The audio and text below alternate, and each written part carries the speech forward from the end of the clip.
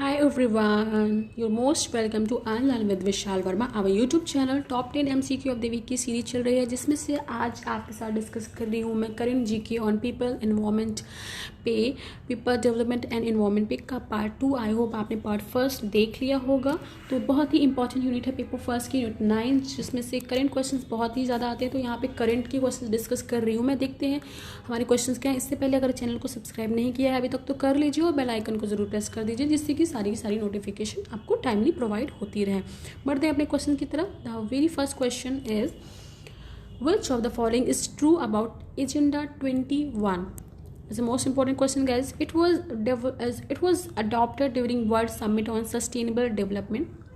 2. It aims to ensure efforts towards sustainable development. तो आपने sustainable development के बारे में तो सुना ही होगा, sustainable development goals and millennium development goals के बारे में। तो ये बहुत ही इंपॉर्टेंट गोल्स है। तो यहाँ पूछा गया कि ट्रू क्या है अबाउट एजेंडा 21 के बारे में।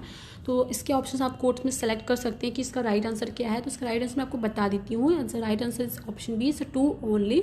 यहाँ पे आपको it aims to ensure efforts towards sustainable development ही इसका राइट आंसर है, जो कि एजेंडा 21 के बारे में एकदम करेक्ट है। एक्सप्लेनेशन देख लेते हैं। Agenda 21 was one of the documents signed during Earth Summit in Rio de Janeiro in 1994. It aims to ensure sustainable development at global, national and local level. बहुत ही इंपॉर्टेंट क्वेश्चन है, इसके dimension को समझिए और question को अच्छे से करिए। बढ़ते हैं नेक्स्ट क्वेश्चन की तरफ। Which of the following is true about beta diversity? तो सबसे पहले आपको बीटा डाइवर्सिटी के बारे में पता होना चाहिए, तो इसके बारे में आगे एक्सप्लेन करूँ। यहाँ पे ऑप्शन देख लेते हैं पहले। It refers to the species diversity between two communities. B, it refers to the species diversity among more than two communities. C, it refers to the species diversity in a particular local environment. D, none of the above is true. तो इसका right answer क्या है? Option A the right answer for this question. It refers to the species diversity between two communities. The beta diversity is between two communities. इसकी explanation की बात करें तो beta diversity is the diversity of organism found between two ecological communities. इसके बारे में आप explanation आगे देख सकते हैं। बढ़ते हैं नेक्स्ट क्वेश्चन की तरफ। Which of the following statement are correct regarding coral reefs? Coral reefs तो आप जानते ही होंगे, क्योंकि बहुत ही अट्रैक्टिव लगते हैं हमें, और हमें कहाँ से मिलते हैं? ओशन से मिलते हैं। First, coral is actually a living animal. Two, coral has a symbiotic relationship with zooxanthellae. Select the correct option between the code. A only 1 2, both 1 and 2, neither 1 and 2। तो इसका राइट आंसर है जी हाँ, सी 1 and 2। तो both the statement are correct regarding coral reefs. तो इस explanation की बात कर लेते हैं। Coral reefs are the colonies of the tiny living creatures. जी हाँ, वो क्रिएचर्स होते हैं जो कि लिविंग होते हैं, that are found in oceans. Coral has a symbiotic relationship with zooxanthellae microscopy and algae with lives on coral. Coral reefs are also regarded as a tropical rainforest of the sea. यहाँ पे मैंने pick भी आपको दिखाई हुई है, आप यहाँ से अच्छे से एक्सप्लेनेशन को और भी अधिक पढ़ सकते हैं, राइट। तो नेक्स्ट क्वेश्चन है which among the following is not required for the formation of photochemical smoke? Photochemical smoke के बारे में तो जानते ही होंगे, जब हम क्लास 6 7 8 में होते हैं तो इसके बारे में हम तब भी पढ़ते हैं। तो इसमें कौन सा गैस इन्फॉर्मेशन नहीं इंपॉर्टेंट नहीं होता, वो आपको बताना है। Which is not required. Right, question को देखिए, नॉट पूछा है यहाँ पर। A oxygen, B oxide of nitrogen, C carbon monoxide, D sunlight. इसका राइट आंसर है सी कार्बन मोनोऑक्साइड। हमें फोटोकेमिकल स्मोक के लिए रिक्वायर नहीं होता है, but oxygen oxide of nitrogen sunlight requirement होता है, बिकॉज फोटोकेमिकल जो स्मोक होता है the type of smoke produce when ultraviolet light from the sun reacts with nitrogen oxide in atmosphere. It is visible as a brown haze and is most prominent during the morning and afternoon, especially in densely populated warm cities. इसके बारे में आगे आप और explanation देख सकते हैं, बहुत ही इंपॉर्टेंट क्वेश्चन है। देखिए, बहुत ज़्यादा एक्सप्लेनेशन है जिससे आप क्वेश्चन के डायमेंशन को और भी ज़्यादा समझ सकते हैं। नेक्स्ट क्वेश्चन है the consider following regarding seaweed. Seaweed आपको जानते होंगे, समुद्री शैवाल इनको बोलते हैं हिंदी में। ऑप्शन एक है they have no differentiation of true tissues such as roots, stems and leaves. 2, they grow in deep sea waters. 3, they grow in a shallow and intertidal zones of the sea. Choose the true statement, right? यहाँ पे choose करना है कि समुद्री सवाल के बारे में क्या सही है. तो उसका राइट आंसर मैं आपको बता देती हूँ. 1 and 3 ओनली ट्रू है यहाँ पे, यानी कि ऑप्शन सी.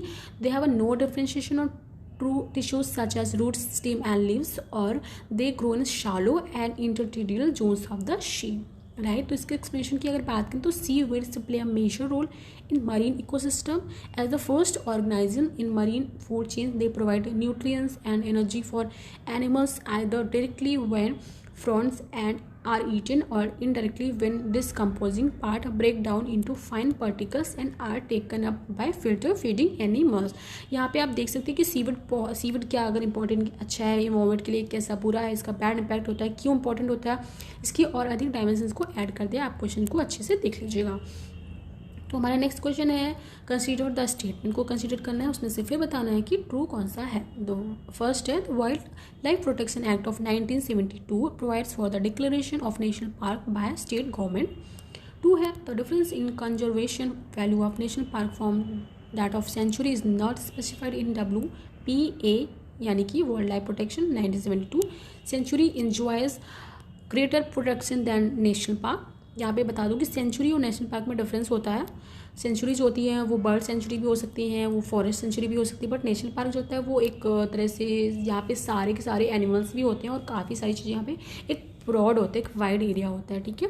4 है wildlife sanctuary can be created for a particular species where as national park is not focused in on particular species. यहाँ पे एक ये भी डिफरेंस देखने को मिलता है. तो इसमें आपको बताना है कौन सा सही है. राइट.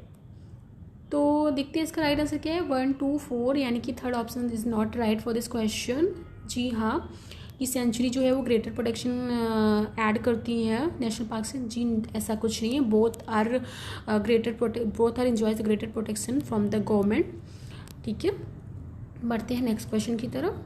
नेक्स्ट क्वेश्चन है the consider a statement regarding international year of biodiversity IYB के बारे में स्टेटमेंट कौन सी करेक्ट है बताने आपको. The UN declared 2010 as IYB. The main objective was to encourage individual and organization to take immediate steps to halt biodiversity loss. 3 है the year 2010 was selected as it was critical because it time to reflect about what needs to be done if we are to change this trend. अभी correct option आपको बताना है कि international year of biodiversity के according क्या true है. तो उसका राइट आंसर है ऑल आर ट्रू है. यहाँ पे सारी की सारी बातें सही कही गई हैं. जी हाँ, बिकॉज 2010 जो है इंटरनेशनल ईयर ऑफ बायोडाइवर्सिटी के अकॉर्डिंग डिक्लेयर किया गया था और यहाँ पे बहुत ही ज़्यादा क्रीचर फीचर हैं जो कि लोगो for international year of biodiversity थी. एक कैंपेन था जो कि सिंपैल्जन करता था. They include fish, waves and flamingo and adult and child and a tree. The title of the campaign 2010 international year of biodiversity. Right. तो इसकी आप और भी चीज़ें देख सकते हैं कि 2022 के रिगार्डिंग सी क्या इंपॉर्टेंट रही है, यूएन में क्या इंपॉर्टेंट थी, रिचेस्ट सिटी कौन सी है, ब्राज़ील है, और भी इसके डायमेंशन आप देख सकते हैं. इसके हॉटस्पॉट क्या है इंडिया में. तो ये सारे आप क्वेश्चन को देख सकते हैं. सारे एक्सप्लेनेशन यहाँ पे ऐड किए गए जिससे आपके 3-4 क्वेश्चन आराम से बन सकते हैं. देखते हैं नेक्स्ट क्वेश्चन क्या है हमारा. Consider the following statement regarding project tiger. Project tiger के बारे में आपको पता होना चाहिए यहाँ पे, तभी आप इस क्वेश्चन को आंसर कर पाएंगे. It is a centrally sponsored scheme two it objective was to ensure available population of tiger in India for scientific, economic, aesthetic, cultural and ecological value. 3. It was launched in 1973. 4. 9. Now there are 42 tiger reserve in India. Option आपको correct choose करने हैं. तो इसका right answer मैं आपको बता दूँ. All are true the right answer for this question. जी हाँ, इट्स अ सेंट्रली स्कीम जो है एक तरह से सेंट्रल स्पॉन्सर्ड है. 1973 अप्रैल में लॉन्च हुई थी during the prime minister Indira Gandhi tenure के अकॉर्डिंग. और ये प्रोजेक्ट इसलिए बनाया गया था क्योंकि टाइगर की संख्या बहुत ही कम हो रही थी. उनको बचाने के लिए टाइगर प्रोजेक्ट लाया गया था, जिसमें से हमारे यहाँ अभी 42 टाइगर रिजर्व इन इंडिया में है. बाकी आप और भी डायमेंशंस को समझ सकते हैं. ठीक है. बढ़ते हैं नेक्स्ट क्वेश्चन की तरफ. Consider the following. Haathi Mere Saathi is a companion launch by MOEF in partnership with wildlife trust of India. 2. The campaign was aim to improve conservation and welfare perspectives of the elephant. 3. Elephant is India's national heritage animal. D. 2004 it was launched at elephant 8 ministerial meeting. कौन सा true है about this question के बारे में आपको choose करना है। इसका राइट आंसर मैं आपको बता दूँ, राइट आंसर है ऑल आर ट्रू। जी हाँ, इसके कंसीडर फॉलोइंग के बारे में, हाथी मेरे साथी के बारे में जो भी यहाँ पे स्टेटमेंट दिए गए हैं वो सारे के सारे ट्रू हैं। तो आज के हमारे 10 क्वेश्चन कंप्लीट होते हैं गाइज। आई होप आपने फिर एंजॉय किया होगा और अच्छे से डायमेंशंस को समझ रहे होंगे। बहुत ज़्यादा एक्सप्लेनेशन ऐड किए गए हैं जिससे कि आपको समझने में आसानी रहे और क्वेश्चन आगे आप खुद से भी क्रिएट कर सके, क्योंकि बहुत इंपॉर्टेंट है क्वेश्चन को खुद से बनाना। तो देखते रहिए, हंसते मुस्कुराते सीखते रहिए और लाइक शेयर सब्सक्राइब कर दिए हमारे चैनल को। ऑनलाइन विद विशाल वर्मा को व्हाट्सएप और टेलीग्राम से भी जुड़ जाइए, नंबर स्क्रीन पे दिया हुआ है और बाकी की इन्फॉर्मेशन आपको डिस्क्रिप्शन बॉक्स में मिल जाएगी। तो आज के लिए इतना ही, मिलते हैं नेक्स्ट सेशन में। Thank you so much, have a nice day.